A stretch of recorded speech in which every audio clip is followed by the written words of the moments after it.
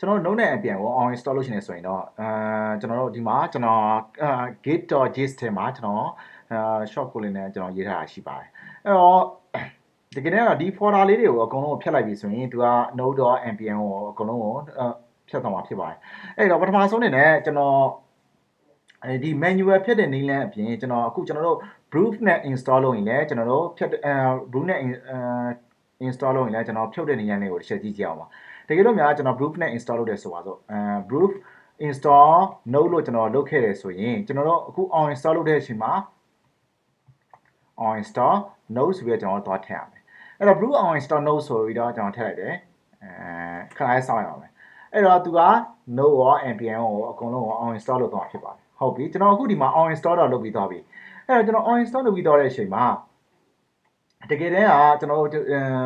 ဒီမှာကျွန်တော်တို့ file ထဲမှာပြန်သွားကြည့်လိုက်မယ်ဆိုရင်ကျွန်တော်တို့ဒီမှာ node file လေးတွေ npm file ကျွန်တော်တို့ install လုပ်ခဲ့တဲ့ file လေးတွေအကုန်လုံးကျန်နေသေးပါတယ်အဲ့တော့ကျွန်တော်ဒီ file လေးတွေကို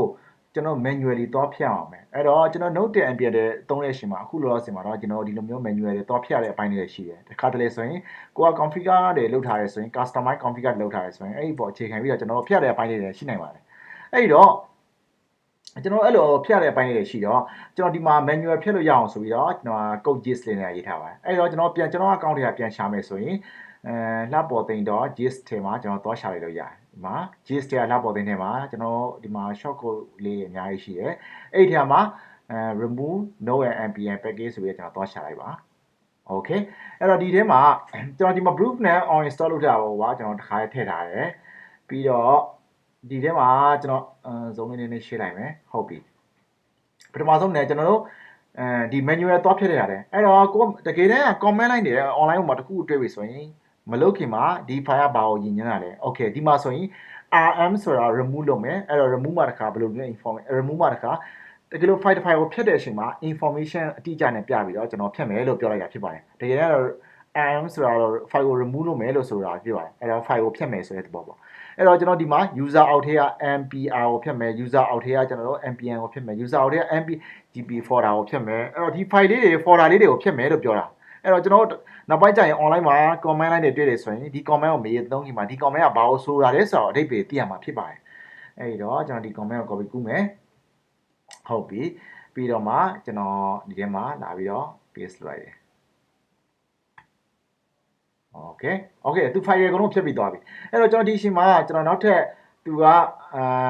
လောရတဲ့အဆင့်လေးတွေတစ်ခုနောက်တစ်ခုရှိပါသေးတယ်အဲ့ဒါဘာလဲဆိုတော့ကျွန်တော်အဲ့ဒီ file လေးတော့ဖြတ်လိုက်ပြီတကယ်လို့များသူက node ကို install လုပ်ကြရတယ်သူက system အောက်ထဲကိုတခါလေးရောက်တာဖြစ်တယ်ဟုတ်မဟုတ်ကျွန်တော်သွားကြည့်လို့ရအောင် file လေးကိုကျွန်တော်သွားတယ် file လေးကဟုတ်ပြီ node လေးကိုကျွန်တော်သွားရတယ်ဟောဒီမှာတွေ့တာဒီမှာ system အောက်ထဲမှာ node module ဆိုပြီးတော့သူ node package တွေကိုကျွန်တော်သူက install လုပ်နေသေးတယ်အဲ့တော့ဒီ file တွေရှင်းနေ file တစ်ခုကိုဖြတ်မယ်ဆိုရင်ကျွန်တော်အကုန်လုံးကိုရှင်းတာပို့ကောင်းတယ်အဲ့တော့ဟိုဟာတွေမှာကြံခဲ့တဲ့ဒီဟာတွေမှာကြံခဲ့တယ်ဆိုရင်နောက်ပိုင်းကျရင်ပြန် install လုပ်တဲ့အခါပြဿနာတွေထပ်ပြီးတော့ကြုံနိုင်ပါတယ်အဲ့တော့ကျွန်တော်တစ်ခါတည်း clear လုပ်ဖို့အတွက်ကိုကျွန်တော်ဒီမှာ node နဲ့ပတ်သက်တဲ့ system အောက်ထဲက node နဲ့ပတ်သက်တဲ့ file လေးတွေကိုရှင်းမယ်ဆိုပြီးတော့ကျွန်တော် comment line တွေရေးထားပါတယ်အဲ့တော့နောက်ပိုင်းကျရင်တကယ်လို့ node installation ပေါ်မူတည်ပြီးတော့ကျွန်တော်နောက်ပိုင်းကျရင်ထပ်ထည့်ရတဲ့ comment လေးတွေရှိနိုင်ပါတယ်ဥပမာ OPL ထဲက local ထဲက include ထဲကမှာနောက်ထပ် MMP အောက်ထဲမှာတော့နောက်ချက်လမ်းကြောင်းအသစ်တွေမှာထပ်ပြီးတော့ထည့်ရတာမျိုးတွေလည်းရှိနိုင်ပါတယ်ဒါပေမဲ့ကျွန်တော်အခုလက်ရှိ version မှာတော့ဒီလောက်နဲ့အဆင်ပြေနေတာကိုတွေ့ရမှာဖြစ်ပါတယ်အဲတော့ကျွန်တော်ဒါလေး copy ကူးမယ်အဲ့တော့ကျွန်တော်အခုသုံးပါ system အောက်ထဲမှာမလို့ကျွန်တော် sudo version ကိုလည်းကျွန်တော်သုံးရမယ်အဲ့တော့ကျွန်တော်ဒီမှာ sudo ကိုသုံးရမယ်လို့ကျွန်တော်ရေးထားပါတယ်အဲ့တော့ sudo su ဆိုပြီးတော့ကျွန်တော်ဝင်လိုက်တယ်